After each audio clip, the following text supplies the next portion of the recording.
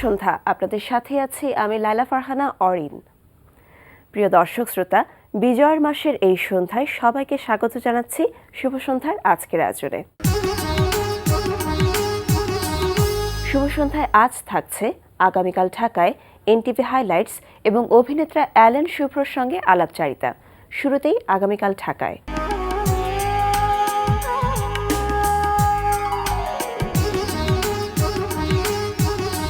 আগামীকাল ঢাকায় শুরুতেই জানিয়ে দিচ্ছি চলচ্চিত্র উৎসবের সময়সূচি। বাংলাদেশ শর্ট ফিল্ম ফোরামের আয়োজনে পাবলিক লাইব্রেরির শওকত ওসমান স্মৃতি মিলনায়তন, জাতীয় জাদুঘরের প্রধান মিলনায়তন ও সুফিয়া কামাল মিলনায়তন, শিল্পকলা একাডেমি, জগন্নাথ বিশ্ববিদ্যালয়ের কেন্দ্রীয় মিলনায়তন ও বিশ্ব সাহিত্য কেন্দ্রে অনুষ্ঠিত হচ্ছে আন্তর্জাতিক স্বল্পদৈর্ঘ্য মুক্ত চলচ্চিত্র উৎসব। উৎসব চলবে 10 ডিসেম্বর পর্যন্ত। ধানমন্ডির গ্যালারি 21-এ প্রদর্শিত হচ্ছে শিল্পী ওয়াকিলুর রহমানের ছাপচিত্র প্রদর্শনী ডিপ প্রিন্ট। প্রদর্শনীতে শিল্পীর 38টি শিল্পকর্ম স্থান পেয়েছে। প্রতিদিন দুপুর 12টা থেকে রাত 8টা এই সময় প্রদর্শনী চলবে 16 ডিসেম্বর পর্যন্ত। বাংলাদেশ শিল্পকলা একাডেমিতে অনুষ্ঠিত হচ্ছে 17তম দ্বিবার্ষিক এশিয়ান চারুকলা প্রদর্শনী 2016। প্রতিদিন বেলা 11টা থেকে রাত 8টা এই সময় প্রদর্শনী চলবে 31 ডিসেম্বর পর্যন্ত। মহাখালীর নিউ ডিএইচএস এর গ্যালারি কসমসে প্রদর্শিত হচ্ছে আন্তর্জাতিক দলীয় চিত্রকলা প্রদর্শনী। প্রতিদিন দুপুর 12টা থেকে রাত 8টা এই সময় প্রদর্শনী চলবে 26 ডিসেম্বর পর্যন্ত। শুভ সন্ধ্যার এবারের আয়োজন এনটিভি হাইলাইটস।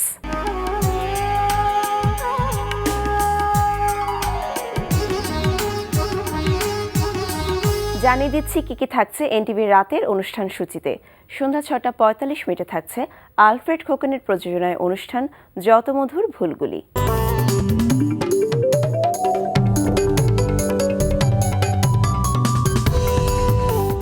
রাত 8:20 থাকছে ফেরদৌস হাসানের পরিচালনায় ধারাবাহিক নাটক মায়া।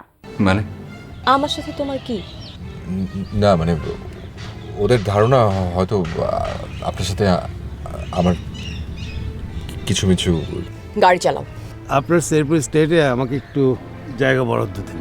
রাত 9টায় দেখবেন আলফ্রেড খোকনের প্রযোজনায় ফারাহ শারমিনের উপস্থাপনায় সঙ্গীতানুষ্ঠান তারায় তারায় রচিত। তোমার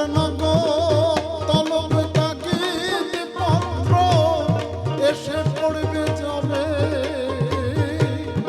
সুন্দর পৃথিবী ছেড়ে মন চলে যেতে হবে, চলে যেতে হবে। রাত 9:40 থাকছে সুমন আনোয়ারের পরিচালনায় ধারাবাহিক নাটক সিনেমাওয়ালা। আবার দূরা দূরে একলা একলা আইটটা আইটটা যায় যায় এই যে ফুল কিনে আনছি, সুন্দর হয়েছে না? ফুটা দিছি। খুব সুন্দর দেখাইতেছে আম্মা। এখন যাও তুমি হাসান রে লই আর আব্বার রে নাস্তা করে লো। থাকো। তোমার কি কর? কে? আমি তো তোমার লগে শুটিং এ যাবো। শুটিং তো কোনো ঘোরার জায়গা না আম্মা। রাত 11:30 দেখবেন শিশির সালমানের পরিচালনায় অনুষ্ঠান অ্যাডভেঞ্চার ম্যান।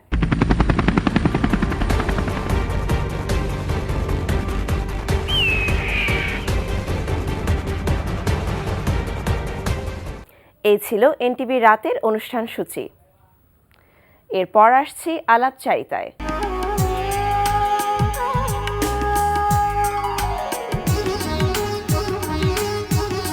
এনটিভিতে প্রচার হচ্ছে এমরাউল রাফাতের পরিচালনায় ধারাবাহিক নাটক তরুণ তুর্কি। নাটকটিতে অভিনয় করেছেন অভিনেতা অ্যালেন শুভ্র। প্রিয় দর্শক, আমাদের আজকের অতিথি অভিনেতা অ্যালেন শুভ্র। চলুন কথা বলি তার সঙ্গে। শুভ সন্ধ্যা। শুভ সন্ধ্যা। কেমন আছেন? ভালো আছি, আপনি কেমন আছেন? জি, আমিও ভালো আছি। এই সময় আপনার অভিনীত বিভিন্ন নাটক প্রচারিত হচ্ছে বিভিন্ন চ্যানেলে। তার মধ্যে আমাদের এনটিভিতে যে নাটকটি প্রচারিত হচ্ছে তরুণ তুর্কি, এটি দর্শকরা বেশ ভালোভাবে গ্রহণ করছেন। আপনারা একদল তরুণ যারা সমাজের বিভিন্ন ঘাত প্রতিঘাত এবং অন্যায়ের বিরুদ্ধে আপনার প্রতিবাদ করছেন, তো এমন একটি চরিত্রে কাজ করছেন, এখানে নিজের আপনার অনুভূতিটি কেমন হয়? প্রথমত যে আমরা তো অনেক পরিচালকের ডিরেকশনে অভিনয় করি, তবে ইমরান রাফাতের এই যে প্রথম কাজ তা না, তার এর আগেও আমি তার কাজ করেছি। সে একটু ভিন্নভাবে এই নাটকটা ডিরেকশন দিচ্ছে এবং এই নাটকটা পুরো নাটকটা আপনারা যখন দেখবেন যে এক একটা ডিরেকশন এক এক রকম। কারণ হচ্ছে কি, সে একটু সমসাময়িক বিষয় নিয়ে কাজ করছে এবার, আচ্ছা। যে একদম রিসেন্টলি ঘটে যাওয়া বা কিছুদিন আগে ঘটে বা কয়েক বছর আগে ঘটেছে এরকম বিষয় নিয়ে আমরা কাজ করছি এবং ক্যামেরা ওয়ার্ক, অ্যাক্টিং অ্যান্ড চলাফেরা এভরিথিং সে একটু দেখবেন যে মনে হচ্ছে কি যে ব্যাপারটা মনে হয় যে ওরা সত্যিকারই সব কিছু ঘটছে এবং এটা মেক বিলিভ করানোর জন্য এরকম যে ঘটনাগুলো আসলে বাস্তব ঘটনা বাস্তব অবলম্বনে। ঘটনাগুলোকেই আমরা রূপ দিচ্ছি এরকম। তো খুবই ভালো লাগছে এবং এরকম যদি আমরা সচরাচর করতে পারতাম খুব ভালো হতো। এবং বাস্তব ঘটনা অবলম্বনে যেহেতু নাটকটিতে রূপ দেওয়া হয়েছে, বিভিন্ন ক্যারেক্টারকে দেখানো হচ্ছে, তো সেক্ষেত্রে আপনি যখন কোনো একটি ক্যারেক্টারে কাজ করতে যান এই নাটকটিতে বা কোনো একটি ঘটনা নিয়ে যখন আপনি কাজ করছেন, সেই ঘটনা নিশ্চয়ই আগে পড়াশোনা বা জানাশোনা হয়। দেখেন, আমাদের দেশে যে ঘটনাগুলো ফুটে ওঠে সেই ঘটনাগুলো আসলে পড়াশোনা করতে হয় না, কারণ হচ্ছে ঘটনাগুলো এত মানে ডিয়ারিং বলতে গেলে, কারণ হচ্ছে সেই ঘটনাগুলো না যখন পেপারে আসে, খবর আসে, এত আসে এবং আমরা অটোমেটিক্যালি আমরা ওগুলো জানতে পারি। তা আমাদের মাঝে যেই সোশ্যাল মিডিয়া সবখান থেকে আমরা খবরগুলো পেতে পারি। আচ্ছা। এবং আসলে কি, যে ঘটনাগুলো আমরা কাজ করছি ঘটনাগুলো খুবই কমন ঘটনা এবং আচ্ছা। এগুলো নিয়ে অবশ্যই আমাদের স্টাডি করতে হয়। কারণ হয়েছে যে খাদিজা যেমন যে মেয়েটা, ওকে যেভাবে মারা হয়েছিল, জি জি। তো এটা যারা শুনতে পেরেছে একবার তারা পুরোটাই জানতে পেরেছে, সেটা সোশ্যাল মিডিয়া থেকে হোক, পেপার থেকে হোক, কিংবা যেখান থেকে হোক তারা জানতে পেরেছে।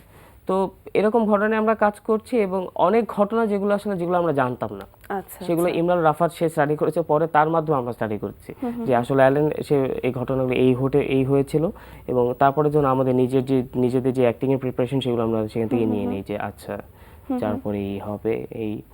অ্যান্ড আসলে যতই এই নাটকটা যখন অভিনয় করতে যাই তখন অন স্পট যখন আমরা কোনো ঘটনাতে ইন্টারভিউ নিতে যাই তখন আমরা যার কাছ থেকে ইন্টারভিউটা নিচ্ছি সে কিন্তু বাস্তব ওইখানকার শিকার। তো এবং তার কাছ থেকে কিন্তু সে কিন্তু অ্যাক্টিংটা করছে না, সে কিন্তু একদম তার রিয়েল ডেলিভারি গুলো দিচ্ছে এবং মাঝে মাঝে কি যে মানে যেখানে আমার চোখ দিয়ে পানি আসার কথা না কিন্তু হয়তো তার কথা অটোমেটিক হয়ে যাচ্ছে।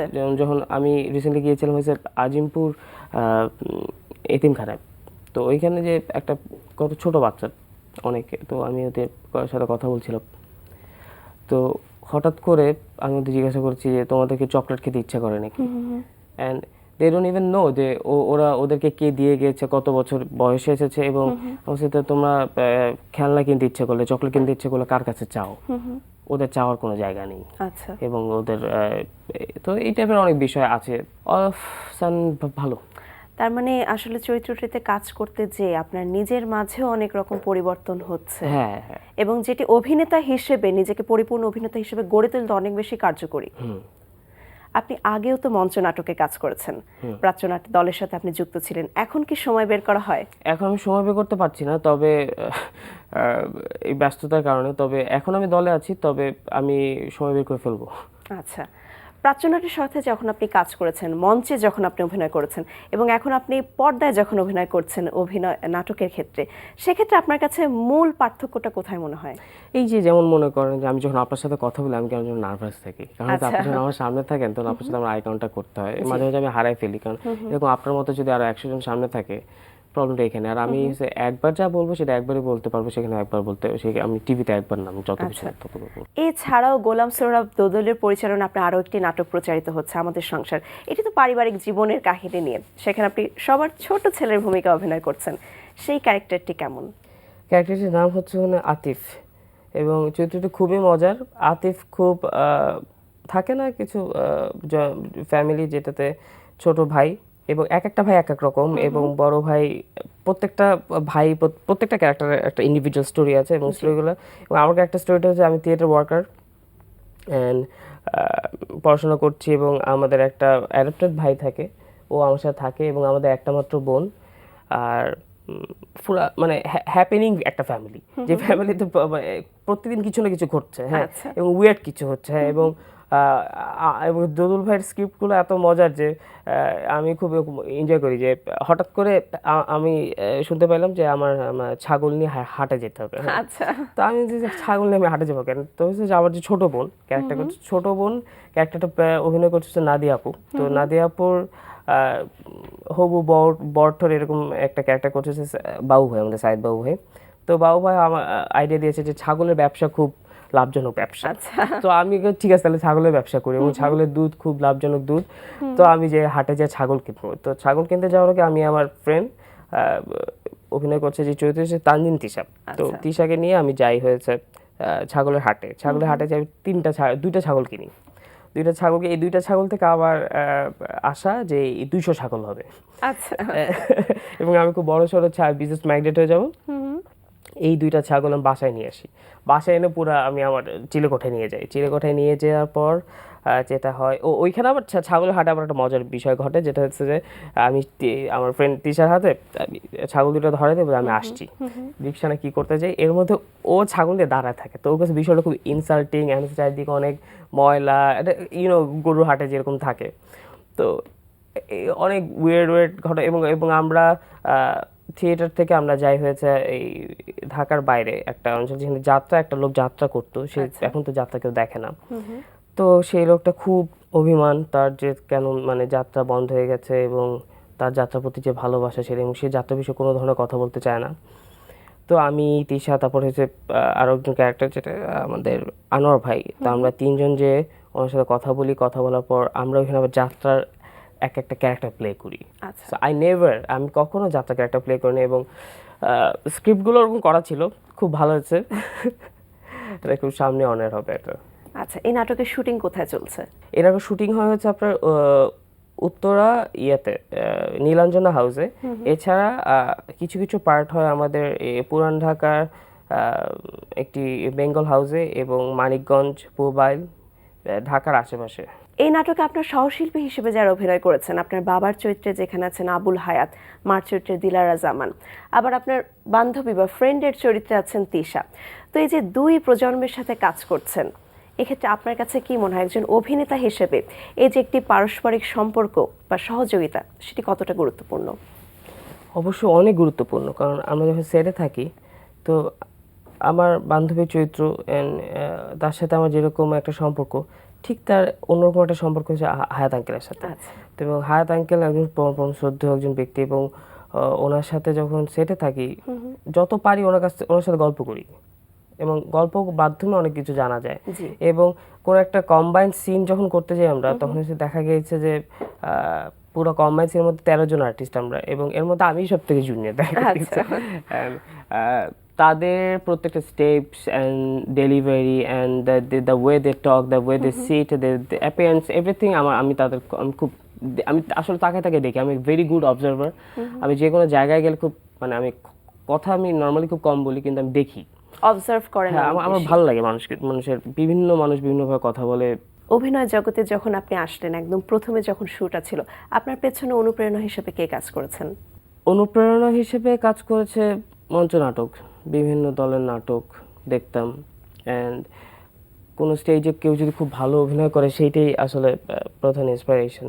অ্যান্ড পার্সোনালি যে বইগুলো পড়ি, তারপর যে মুভিজ দেখি, এগুলো অভিনয় করেন, বাট কখনো মুভিজ দেখে মনে হয়নি যে সিনেমা করতে পারবো, কারণ হচ্ছে আমার নিজের কাছে আমার কনফিডেন্স খুব কম আমি সবসময়। আচ্ছা, এছাড়াও তো আপনি টিভিসিতেও কাজ করেছেন, তো টিভিসি, মঞ্চনাটক এবং নাটকে অভিনয় সেক্ষেত্রে আপনার কাছে নিজের স্বাচ্ছন্দ্য বা পছন্দের জায়গা কোনটি? অবশ্যই অভিনয় এবং ফিকশন পছন্দের জায়গা। আর বিজ্ঞাপন তো আমাদের জায়গা না। বিজ্ঞাপন নির্মাতারা খোঁজে নতুন মুখ, বিভিন্ন কারণ আছে, ডিটেল না বলি। এবং যখন তারা আমাদেরকে তাদের দরকার হয়, কেন দরকার হয়, এর প্রধান কারণ হয়েছে নতুনরা পারবে না, তাই। তো যেই কাজটা নতুনদের দিয়ে তারা করায় ফেলতে পারবে, তখন আমাদের তাদের দরকার হয় না। তো বিজ্ঞাপনের পিছিয়ে আমরা কখনোই দৌড়াই না। তার মানে বিজ্ঞাপনে বিশেষ হয়তো কোনো চরিত্রের প্রয়োজন আপনাদেরকে নেওয়া হয়, এবং আপনি সেক্ষেত্রেই স্বাচ্ছন্দ্য বোধ করেন সেই চরিত্রটিতে, যদি আপনার পছন্দ হয় এবং স্ক্রিপ্টটি যদি পছন্দ হয়। এক্স্যাক্টলি। এবং ঠিক সেম অবস্থা নাটকের ক্ষেত্রে কিন্তু ভিন্নভাবে, চরিত্র এবং স্ক্রিপ্ট আমার পছন্দ হলে আমি কাজ করব, এটা আমার ফুল স্বাধীনতা, এবং এই ক্ষেত্রে আমাকে কেউ জোরও করতে পারে না। আচ্ছা, তার মানে আপনি নিজে খুব স্বাধীন চেতা, বোঝা যাচ্ছে কথা শুনে। একদমই, আমার স্ক্রিপ্ট পছন্দ হলে, চরিত্র পছন্দ করলে আমি করব, এবং আমাকে যদি করতে না দেওয়া হয় সেক্ষেত্রে খবর আছে, আর যদি আমি করব না, জোর করে সেটাও পারবে না। আচ্ছা, মঞ্চ নাটক দিয়ে শুরু, এখন আপনি নাটকে অভিনয় করছেন, সামনের পরিকল্পনা কি? সামনের পরিকল্পনা আসলে আমি যখন মঞ্চ নাটক করি, তখন জানতাম না টিভিতে অভিনয় করব। তো এই সামনে পরীক্ষা, আমি আসলে বর্তমান নিয়ে থাকি, তো ফিউচারে অভিনয় করতে চাই, ভালো কাজ করতে চাই এবং বড় পর্দায় কাজ করতে চাই। ইন্টারন্যাশনাল কিছু সিনেমায় কাজ করার কথাবার্তা চলছে আমার, সেগুলো হয়ে গেলে খুব ভালো হবে। আমরাও প্রত্যাশা করছি আমরা খুব শীঘ্রই আপনাকে বড় পর্দায়ও দেখতে পারবো। অনেক ধন্যবাদ আমাদের শুভ সন্ধ্যা আসার জন্য। আপনাকে অনেক ধন্যবাদ এবং দর্শকদেরকে অনেক ধন্যবাদ। প্রিয় দর্শক, কথায় কথায় আমরাও চলে এসেছি অনুষ্ঠানের শেষ প্রান্তে। আমাদের সঙ্গে যোগাযোগের ঠিকানা প্রযোজক শুভ সন্ধ্যা, এনটিভি বিএসসিসি ভবন, 7 তলা 102 কাজী নজরুল ইসলাম এভিনিউ, কারওয়ান বাজার, ঢাকা 1215। আমাদের ইমেইল অ্যাড্রেস shubhasandha@ntvbd.com। প্রিয় দর্শক, এনটিভিতে সম্প্রচারিত সংবাদ ও অন্যান্য সকল অনুষ্ঠান দেখতে লগ ইন করুন www.ntvbd.com-এ। সবার মঙ্গল কামনায় আজকের মতো এখানেই শেষ করছি।